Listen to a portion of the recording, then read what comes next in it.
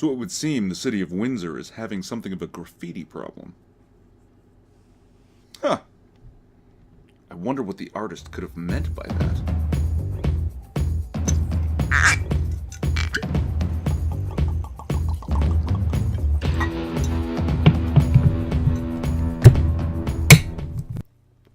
Now, according to the article that I will link, this has been going on for about 5 weeks. Police have been getting calls, and there's been a number of different tags, let's call them. Hashtag Islam will rule the world. Hashtag 57 Muslim nations. Hashtag Sharia over the UN. And I'd just like to point out here that hashtags don't do anything offline. Alright, yeah. And, according to the article, some people have said that the police say they're going to send a cruiser out, but nothing gets done. The community has to clean it up, and that's pretty sad. And while it is, it's not so sad that they have to clean it up. What's really sad is that as soon as they clean it up, apparently the graffiti reappears. But police say, we've been sending cruisers out and the officers have been taking pictures, but unless someone is caught in the act, it's hard to find out who is responsible. Also, they say we shouldn't ignore it and we should speak up against it.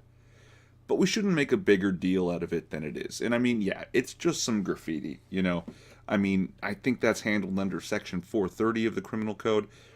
And graffiti would technically be an indictable offense, but it's usually handled under summary conviction, which, if I'm not mistaken, is just a fine. So it's really not worth the resources to go really investigate it. It just, unfortunately, I agree with the officer. It's not that big a deal. But on the other hand, Oshawa. A judge has sentenced a man who scrawled anti-Muslim graffiti at bus stops in Durham region to 5 months in jail. Joseph Porco shows little insight into the harmful nature of his conduct, Ontario Court Justice Farhan Javed said in handing down the sentence Thursday, September 21st. Mr. Porco's message left black marks on a public bench, but even after the words are scrubbed away with a guilty plea, it leaves stains that may be more permanent, the judge said.